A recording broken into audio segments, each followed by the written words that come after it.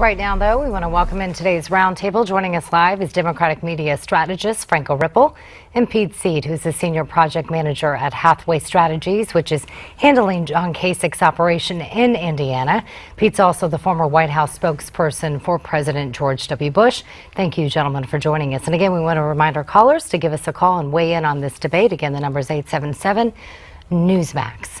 Let's start with you, Pete, since you're kind of close to the Kasich campaign. What do you think about this alliance that's been forged between Kasich and Cruz? Is it too little, too late? Well, in a campaign season of inane comments and really stupid strategy, this is probably the smartest move I've seen so far. The John Kasich campaign and the Ted Cruz campaign, realizing that they have a mutual goal, which is a I think we that. You still there, Pete? Okay, I think we were having some technical issues right now. We're going to try to restore that in just a moment. But first, we have a caller on the line. That's right. John Kasich, who is a guest here at Newsmax quite frequently. He's the author of Dark Winter. This is perfect setup for Franco here. John, I'm sure you want to ask about Hillary Clinton and Bernie Sanders' calls for tax increases, specifically what Bernie Sanders had to say. Go ahead, John. Well, it continues to be the play from the Democratic Party, both Clinton and Bernie Sanders, to push the climate issue. It has been for many years a strong suit for the Democrats, or at least they've thought so. And if you look at the Republican side, it's hardly mentioned. I think what we're going to see is probably a repeat of the 2012 Senate election. Millions of dollars were put into the Democratic coffers to defeat a handful of Republican senators, strictly based on climate change. The end result, of course, was much of that money was wasted. The Republican senators took that election and took back the Senate. And I don't really see much happening to change that even now, or much less during the general election in November. I think most Americans have heard all they want to hear about the climate over the years. They're really more concerned about jobs, income, and stability in the government. All right, thanks for your call, John. Great to talk to you, as always. John's book, Dark Winter. Let's bring Franco in here. Yeah. Franco, we heard Bernie Sanders today pushing Hillary Clinton, calling for this tax on carbon producers. What do you think about this? We've seen Hillary Clinton kind of move closer to some of Bernie Sanders' policies. Do you think he's going to get her to move closer to him on this one? Well, I'm not sure that she needs to move anywhere on the issue. I think she's been very clear that climate change is, let's acknowledge, first of all, climate change is a real issue. Let's not forget, as the caller, John, seems to perfectly point out, there's an awful lot of people who don't believe the settled factual science on climate change, that it is real, it is exacerbated by man-made activities, and we need to do something about it. And it is, in fact, one of the greatest threats to our nation and the entire global community. So I'm not sure that we can have any further conversation on it until everybody gets on the same page, which is to accept the science as fact and then figure out what to do next. But okay, Franco, short of that, do you feel like this is an issue that's going to move voters, the kind of voters that are going to determine who's going to win the presidential election and the general? Well, as the caller said, Republicans are not really ever talking about this. They're talking about other things, which is fine, but it's not a zero-sum issue. I think that Republicans should start talking about climate change because it's a national security threat. And our military, which is one of the greatest investors in the world in alternative fuel technology, seems to understand that. So I think it's definitely something that motivates Democrats. It should motivate Republicans, too. All right, fair enough. Let's welcome in Sandy, who's calling us from Oregon. Interesting, Oregon, part of this Cruz-Kasich deal. And I know you want to talk about it. Sandy, what's your question or comment? Hello, thank you for your program. I was just wondering, why does everyone keep pushing the narrative to stop Trump? I mean, if he's the people's choice, they're literally trying to shut up the voters and stop the free will of the voters.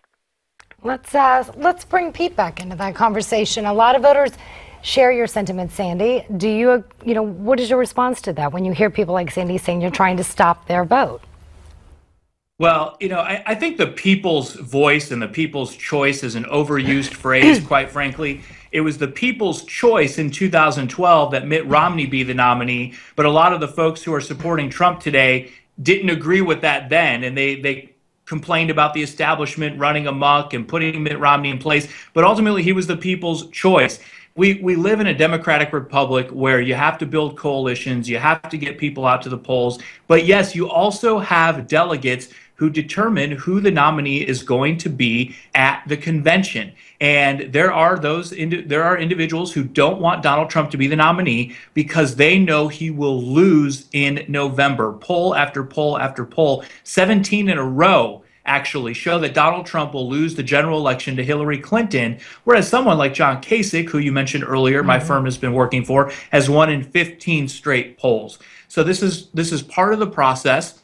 We have a delegate system, and if there is a second ballot or third ballot, those delegates are going to get their voice heard and choose the Republican nominee.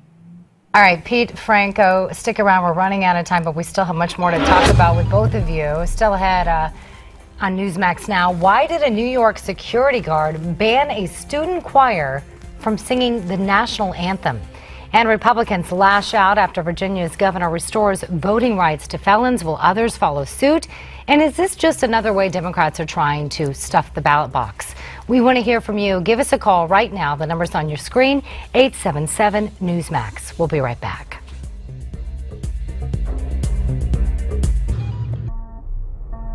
Welcome back to Newsmax Now. Let's take a look at some of the other stories that are making headlines today. A man who says former U.S. House Speaker Dennis Hastert agreed to pay about $3.5 million to keep quiet about alleged sexual abuse decades ago is now suing him. The person known only as Individual A says Hastert has paid him only about half of the hush money, and he wants the rest. Hastert is scheduled to be sentenced Wednesday on charges of breaking federal banking rules and a scheme to cover up the abuse. Wisconsin Governor Scott Walker praises a police officer for his quick reaction to a prom shooting. The officer shot and killed 18-year-old Jacob Wagner after he opened fire at a school dance over the weekend. Wagner wounded 2 students, but police say it could have been more.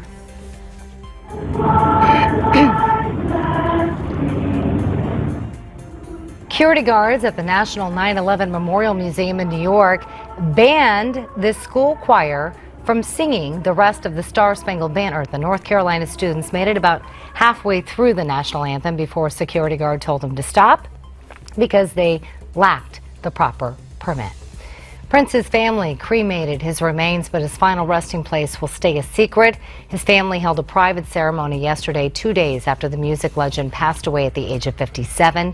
His autopsy has been completed, but we won't know the results for a few more weeks. All right, Attorney General Loretta Lynch is urging states to help newly released felons get ID cards. Her plan is simple: allow inmates to turn their federal prison ID cards in for regular state IDs. But there could be some problems.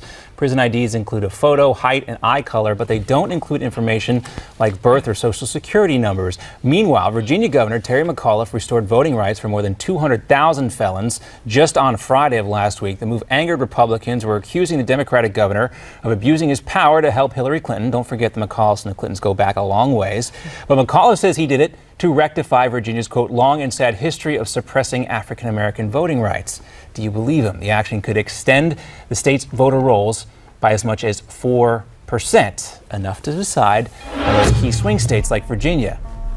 We're going to talk more about this. We want to welcome in today's roundtable once again. Rejoining us, we have Democratic media strategist Franco Ripple and Pete Seat. He's the senior project manager at Hathaway Strategies, which is handling John Kasich's operation in Indiana. Gentlemen, thank you both for sticking around. Pete is also the former White House spokesperson for President George W. Bush. All right, guys, first, before we get to those topics, I want to welcome in Jeff from Illinois. He wanted to ask us a question about our last roundtable topic. And that was, Jeff, you want to know how these delegates get selected. Is that correct? That's correct. And also, what's the difference between a delegate and a superdelegate? And all right, I'll let Franco answer the superdelegate question. And Pete, you can correct me if I'm wrong, but I believe there are basically, and it's very complicated. You can check out the RNC's websites for the rules, but I think there are basically 4 ways you can get selected as a delegate. You win on a primary ballot, which I think is the case in Pennsylvania coming up. You get chosen by the GOP's state leadership. You get chosen through an election in a congressional district, or you get selected as the state's party chair or committee man or committee woman. Is that right, Pete, for the Republican side? Yeah, that's precisely right. And each state can determine how they want to do it. And it's either determined by state law or state party rules how the delegates are picked. But it's one of those 4 different ways. And to be clear, it's all laid out in the rules. Right. These were all chosen, and it's they enumerated. didn't change it now. And if you want to read it, you can read it. Now, Franco, let's get you to answer this question about superdelegates. This is kind of an oddity in the Democratic Party and foreign to a lot of Republican voters. Explain how superdelegates become superdelegates. I don't think it's that odd or an oddity necessarily. Let's remember one thing, that a political presidential primary is for a political party and its members across the nation to choose their presidential nominee. So a superdelegate is someone like a member of Congress or a DNC member, a member of the Democratic National Committee, and other folks who are trusted to represent the interests of Democratic Party members all across the country, and they also get a vote. So the millions of Americans who are voting get to cast a vote, as well as some of these folks who have earned the trust of Democratic Party members to represent their interests as well. All right, and this was implemented right after George McGovern lost so badly, and they wanted to make sure that there was a hedge in case the voters selected somebody that wasn't going to stack up well against the nominee from the other party, correct? Well, certainly it's an opportunity to make sure that the Democratic Party nominee is someone who represents all of the Democratic Party as well. All right. All right, we have another caller we want to get to. Lucy is coming to us from Nevada. She wants to talk more about this Cruz and Kasich alliance. What's your comment or question? Well, yeah, this is Lucy Starr from Nevada, and my problem is that Senator Cruz and Governor Kasich are getting close to each other to defeat Trump. That's out of desperation, I'll be honest with you, because he is something else. Mr. Trump is a very, very good candidate for United States. I am an immigrant myself. 46 years ago, I waited 9 months until I got my visa to come to United States. And I appreciate this country because without this country, I would have been lost. Well, Lucy, where'd you come from? America. Where'd you come from, Lucy? Excuse me? Where'd you come from? From Egypt. Oh, we welcome you to the United States. Thank you. Thank you. That was 46 years ago. Well, thank you for your call as well. Pete, let's send this question and comment over to you. I don't know if this helps Kasich or Cruz. Maybe it does, but it does help support this narrative that Donald Trump is laying out there, that his thing is being ripped away from him, and it's the establishment colluding together to take the nomination away from him. Well, I want to first say, both of my parents are immigrants. In fact, my mom just celebrated her 45th anniversary of coming to the United States from the former Yugoslavia. And they, like a lot of immigrants I know, are actually frightened about the prospect of Donald Trump becoming president of the United States. And yes, this is a land of opportunity. The American dream was once very vibrant. It isn't as much today. And Donald Trump is feeding on those fears of a future that isn't as bright as it once was. And it's being felt around the world. That's why people are joining together and building coalitions to try and prevent him from winning the nomination and potentially becoming president. Are there people who are not happy with the news that came last night? Of course there are. They're pretty emotional. They feel very strongly about Ted Cruz or very strongly about John Kasich. But I think at the end of the day, they understand the importance of getting to a second ballot, and that doing this plan is the path to getting there, and they'll ultimately come around. Franco, we asked you. I want you to weigh in, if you can, on this whole alliance in the short time that we have remaining. What's your take on this? Does this help Trump? Does this help Cruz? Does this help? Because I can see the optics of it. Even if you can do this, if you're a Trump supporter, it still looks shady to you. Even if you have the right to do it. Especially if you're a Trump supporter. But go ahead, Franco. I'm sure that's true, especially if you're a Trump supporter. But let's face it, there are some things that are perhaps more important than following exactly the will of every single voter out there, and that's making sure that our nation. Look, I've said that Hillary Clinton is going to be the next president. I believe that. I'll be voting for her, certainly. I voted for her in the primary. I'll do so in the general. But let's game it out and say for some reason she doesn't win the election. America can't have Donald Trump as president. He's proven time and time again that he doesn't have what it takes to lead this nation. He doesn't have the experience. He doesn't have the mentality that it takes to be America's chief diplomat, commander-in-chief, and to look out for everyone in America and not call them morons, fools, and try to tear All right, Franco, there's down. no way to know that until he actually becomes president, although I'm sure a lot of folks do agree with you. We're going to have to say goodbye at this point. It's been fun. Good to have our callers with us. Pete and Franco, good to see you again. We'll have you back real soon. And we still want to hear your thoughts about this alliance. Send us a message on social media. We'll be right back.